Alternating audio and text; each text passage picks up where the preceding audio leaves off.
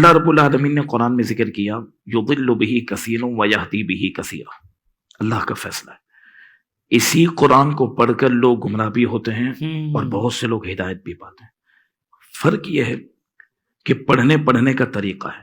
جی میں تعصب سے ہٹ کر بات کر رہا ہوں. یقین کریں اگر کوئی بھی مکتب فکر والا بندہ سننا ہے میں اس کو میں بات کروں. دیکھیں شیطان جب انسان کو گمراہ کرتا ہے نا، اور شیطان جب انسان کو بہکاتا ہے نا، تو وہ طرح طرح کے وار اور دوسری باتیں لاتا ہے جی اور پھر جو ہے نا وہ اپنے جال کے اندر اس کو پھنسا لیتا ہے. ایسے ہی شیطان براہ راست حضور کے امتی کو حضور کی شانوں سے انکار نہیں کروا سکتا. وہ پتہ ہے کیا کرتا ہے؟ میں بہت اہم ترین بات عرض کروں، اگر آج یہ سمجھ آ گیا آپ کے پلیٹ فارم سے انشاءاللہ تو معاملہ ہی حل ہے. وہ ابلیس جو ہے نا وہ چکری گھماتا ہے. وہ گھماتا ہے کہ دیکھو توحید کا معاملہ بڑا، توحید کا معاملہ اللہ ایک ہے.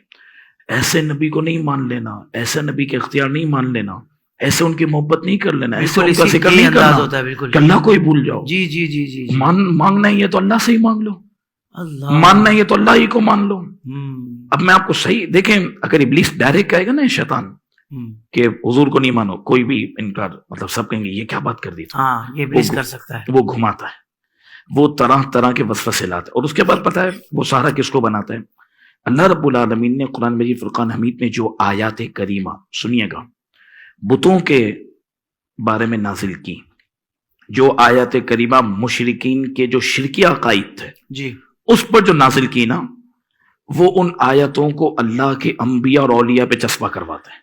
یہ سب سے بڑا مسئلہ ہے جو ابھی حضرت نے مطلب توجہ دلائے نا قرآن مجید فرقان حمید کے حوالے سے. آپ اس کو سمجھیں کہ اگر ابلیس جن آیات کریمہ کو سہارا بناتا ہے اور غلط مفہوم پیش کر کے حضور کے امتیوں کو دل میں ڈالنے کی کوشش کرتا ہے، دیکھو یہ تو مچھر کا پڑ نہیں بنا سکتے، یہ تو یہ نہیں کر سکتے، یہ تو وہ نہیں، قرآن میں موجود ہے. سنیں اب یہ قرآن میں موجود یہ نہیں کر، او بھائی آپ نے اس کا شان نزول پڑھا؟ آپ نے اس کا سیاق و سباق دیکھا؟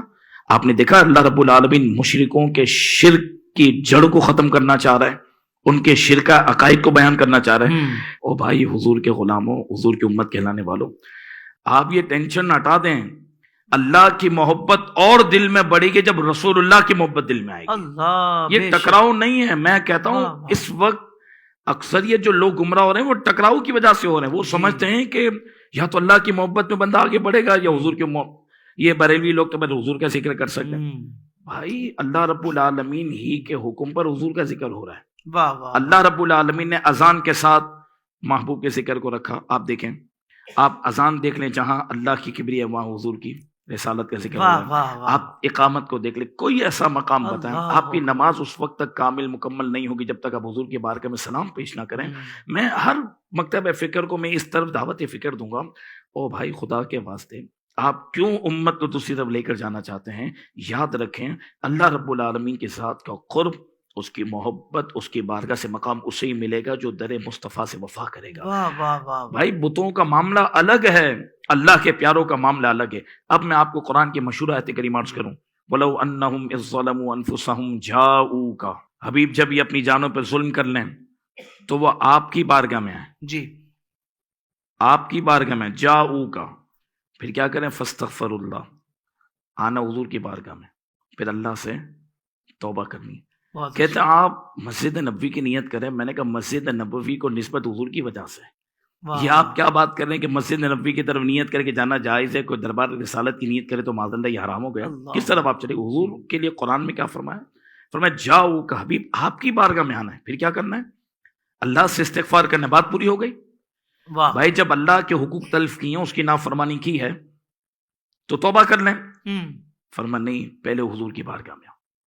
بھائی ہم سے کیوں لڑتے ہو؟ بریلویوں نے قانون نہیں بنایا، اعلیٰ حضرت نے اس پر عمل کیا ہے. قانون تو رب نے بنایا ہے. کیا کہنے، کوئی ایک عقیدہ ہم نے نہیں گڑھا. خدا کی قسم میں بات کر رہا ہوں، کوئی ایک عقیدہ بتائے، میں عقیدے کی بات کر رہا ہوں، جو ہمارے مستند علماء کرام ہیں ان کا کوئی ایک عمل بتائیں کہ جنہوں نے امت تک آگے پہنچا اور اس کی بنیاد قرآن و سنت میں نہ ہو. آپ نہیں بتا سکتے. امام احمد رضا نے کوئی ایک بات اپنی طرف سے نہیں گھڑی جو قرآن و سنت، جو صحابہ، جو اسلاف، جو اولیاء، جو 1400 سال سے طریقہ چل رہا ہے اس کو آگے بڑھایا. اب میں 1 منٹ لوں گا. اب آپ فرمایا کہ تم محبوب کی بارگاہ میں آؤ. حافظ صاحب یہ اختیار کی بات کرتے ہیں. میں نے کہا اگر تم نے حضور کے اختیار نہیں مانا تو یہ تو بتاؤ کلمہ پڑھ کر تو مسلمان کیسے ہوئے؟ حضور کے نام نے تو تمہیں مسلمان کیا ہے. اچھا پھر شفاعت کی بات ہے تو اب آئے حضور کی بارگاہ میں، توبہ کر لی، بات ہو گئی. فرمایا نہیں، واستغفر لهم الرسول، محبوب بھی استغفار کریں. محبوب کی سفارش ضروری ہے.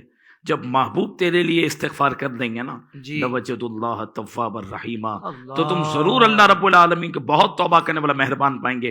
اور قرآن کی ایک آیت میں پڑھ دوں جو حضرت نے اولیاء کے اوپر بات کی، فالمدبرات امرا، یہ پڑھ لیں آپ. قرآن کی آیت پڑھ رہا ہوں، اس کی آپ تفسیریں اٹھا کے پڑھ لیں. یہ بہت وسیع کلام ہے جس کا میں مفہوم اگر آسان 1 منٹ میں عرض کروں تو اللہ رب العالمین نے یہاں پر ان فرشتوں کا اور ان اپنے اکابر اولیاء کا ذکر کیا جو اولیاء میں بہت بڑے درجے رکھتے ہیں. فرمایا کائنات میں تصرف یہ کرتے ہیں. کائنات میں اللہ رب العالمین نے ایسے فرشتوں کی جماعت کو اتارا ہے اور ایسے اولیاء ہیں جو تصور کرتے ہیں.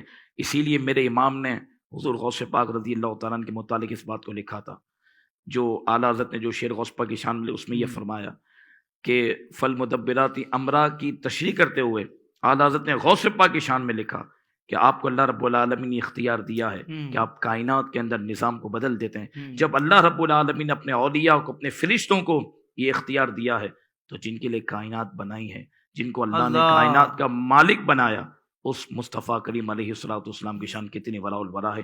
بس یاد رکھیں اللہ رب العالمین کی محبت ملے گی اللہ کے محبوب کے صدقے اور وسیلے سے. یہ شیطانی حملہ ہے کہ اگر آپ نے حضور سے محبت کی تو کہیں خدا کی محبت کم نہ ہو جائے، کہیں خدا ناراض نہ ہو جائے. نہیں، خدا یہ چاہتا ہے کہ تم میرے محبوب کے ہو جاؤ. جو میرے محبوب کا ہوگا میں اس سے محبت کروں گا. من یطع الرسول فقد اطاع اللہ.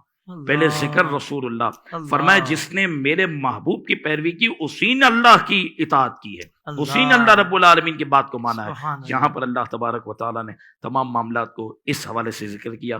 اللہ ہمیں محبت والوں میں رکھے، اللہ ہر دشمنی سے ہمیں بچا کے رکھے. آمین آمین آمین.